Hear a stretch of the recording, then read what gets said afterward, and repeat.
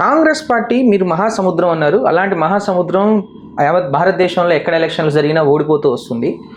దానిలో భాగంగానే ఒక కర్ణాటక, తెలంగాణ మినహాయించి కాంగ్రెస్ పార్టీకి పెద్దగా ఇన్కమ్ సోర్సెస్ లేవు ఎక్కడ అనేది ఒక ఆలోచన. అటువంటి సందర్భాల్లో ఎక్కడ ఎలక్షన్స్ జరిగినా తెలంగాణ నుంచి కొన్ని నిధులు కాంగ్రెస్ పార్టీకి మళ్లించడం వల్ల తెలంగాణ కొంచెం క్రైసిస్లోకి వెళ్తుంది. దానిలో భాగంగా ఈ మూసీ ఫ్రంట్ని ఎత్తుకున్నాడు రేవంత్ రెడ్డి అనే ఒక ఆలోచన ప్రజల్లో ఉంది. అంటే ఆలోచన ప్రజల్లో లేదు, బీఆర్ఎస్ పార్టీ మెదళ్లలో అది ఉంది. ఎందుకు బీఆర్ఎస్ పార్టీ మెదడులో ఉందంటే ఈ దేశాన్ని వెళ్దామని చెప్పేసి కోట్లాది రూపాయలని పోగేసుకున్నారు.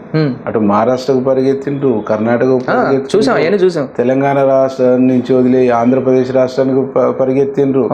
ఆంధ్ర రాష్ట్రం మీద అనేక ఆరోపణలు చేసినటువంటి వాళ్ళు ఆంధ్రకు ఎక్కడి నుంచి నీళ్లు పోవాలనేటువంటి సూచనలు ఇచ్చేసారు. కాబట్టి డబ్బుతో ఏదైనా సాధించవచ్చు, డబ్బుతో ఏదైనా చేయొచ్చు, డబ్బుంటే ఈ జగతినే మా గుప్పిట్లోకి తెచ్చుకోవచ్చు అని విర్రవీగినటువంటి వాళ్ళ ఆలోచన కాస్త ఉల్టా పల్టా ప్రజలు తీసి బండ కొట్టిన తర్వాత మేము ఏ ఆలోచన ఉందో బయట పార్టీలు కూడా అదే ఆలోచనలు ఉన్నాయి అనేటువంటి ఒక మూర్ఖపు ఆలోచనతో చేస్తున్నటువంటి ఆరోపణలు తప్ప ఈ రాష్ట్ర ఆదాయాన్ని, ఈ రాష్ట్ర బడ్జెట్ని వేరే రాష్ట్రాల ఎన్నికలకి ఎట్లా పంపగలుగుతారు? అది ఎట్లా పాజిబిలిటీ అవుతుంది? అది ఎట్లా సాధ్యమవుతుంది? ఒకటి. రెండోది, దేశంలో కాంగ్రెస్ పార్టీ 50 సంవత్సరాలు ఈ దేశాన్ని వెళ్ళినటువంటి పార్టీ, లక్షలాది మంది, కోట్లాది మంది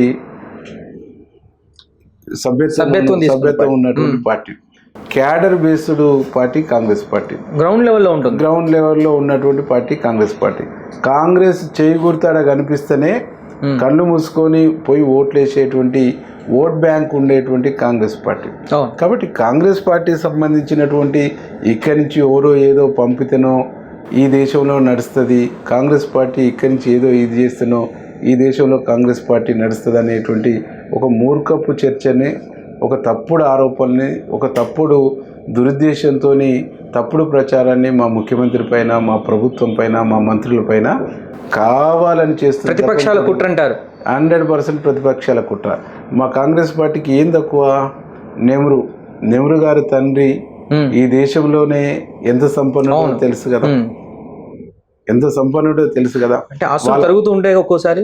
వాళ్ళ ఆస్తులకు సంబంధించినటువంటి కరగదీసి ఈ దేశ ప్రగతిని, ఈ దేశ అభివృద్ధిని, ఈ దేశ సంక్షేమాన్ని కోరుకున్నటువంటి వ్యక్తులు తప్ప ఏదో ఒకరి దయాదాక్షిణాల మీద ఆధారపడేటువంటి పార్టీ కాంగ్రెస్ పార్టీ కాదు. కాంగ్రెస్ పార్టీకి బలం ప్రజలు, కాంగ్రెస్ పార్టీకి బలం క్యాడరు, కాంగ్రెస్ పార్టీకి కార్యకర్తలే బలం. కార్యకర్తలే కాంగ్రెస్ పార్టీని కాపాడుకుంటారు, రక్షించుకుంటారు, బతికించుకుంటారు. మంచి. ఏంటి అలాగే నిలిచిపోయావు?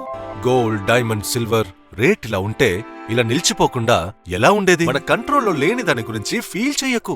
ప్రజలకు మనం ఏం చేయగలమో ఆలోచించు గురు. తగ్గింపు ధమాకా. అన్ని బంగారు నగలపై లలిత వారి మార్కెట్లోనే తక్కువ తరుగులో ఇంకా 1% తగ్గింపు ఇద్దాం. ఓకే, వజ్రాభరణాలకు క్యారెట్ కు 5000 రూపీస్ తగ్గింపు ఇద్దాం. నన్ను మర్చిపోయారే, వెండిలో కూడా తగ్గింపు ఇద్దాం. తగ్గింపు ధమాకా.